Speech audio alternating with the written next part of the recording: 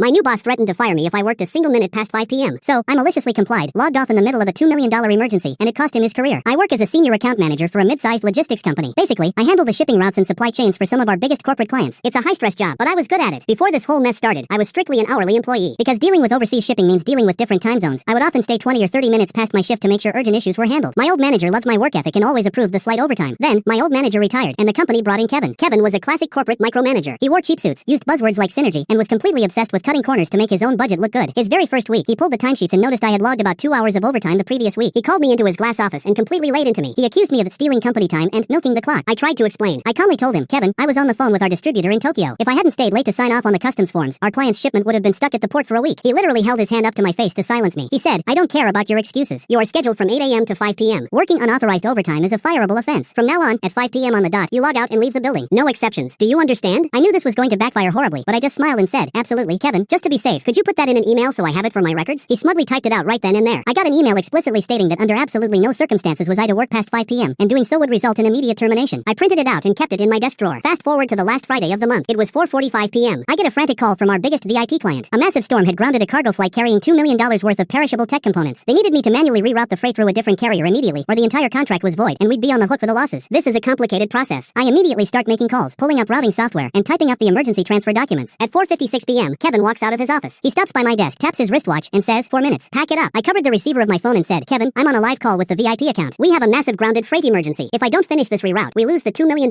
contract. He glared at me, completely unbothered. I don't care if the building is on fire. You are an hourly worker. At 5 p.m., you log off or I am firing you on the spot. I smiled, the warmest, biggest smile I had ever given him. Understood, boss. I looked at the clock on my monitor. 4:59 p.m. I got back on the phone with the panicked client. Hey, I'm so sorry, but I've just been mandated by my department head to log off for the weekend. We will have to resume this on Monday at 8 a.m. The client started screaming through the phone. Are you insane? If this isn't moved by tonight, the deal is dead. Let me speak to your manager. At exactly 4:59 and 59 seconds p.m., I hit the end call button. I shut down my computer, grabbed my purse, waved to a very smug-looking Kevin, and went home to enjoy my weekend. Monday morning was an absolute bloodbath. I walked into the office at 8 a.m. to find the CEO, the vice president, and Kevin all waiting at my desk. The VIP client had pulled their contract over the weekend, costing our company millions, and went straight to our biggest competitor. The CEO was red in the face. He looked at me and yelled, did you really hang up on our biggest client in the middle of a crisis and go home? Kevin immediately tried to throw me under the bus. She's incredibly irresponsible. She just walked out. I'm formally recommending her for termination right now. I didn't say a word. I just calmly opened my desk drawer, pulled out the printed email, and handed it to the CEO. I said, I was simply following strict company directives. As Kevin noted in this email, if I worked past 5 p.m. for any reason, he would fire me. He even came to my desk at 4:56 on Friday and verbally threatened my job if I stayed to help the client. I was just being a team player and following my manager's orders. The CEO read the email. The silence in the room was deafening. He slowly turned his head to look at Kevin, whose face had gone completely white. I wasn't fired. In fact, the CEO moved me to a salaried position that same week with a 20% raise so I wouldn't have to worry about hourly overtime ever again. As for Kevin, he was escorted out of the building by security before lunch, completely ruining his career in our industry. Best Friday ever.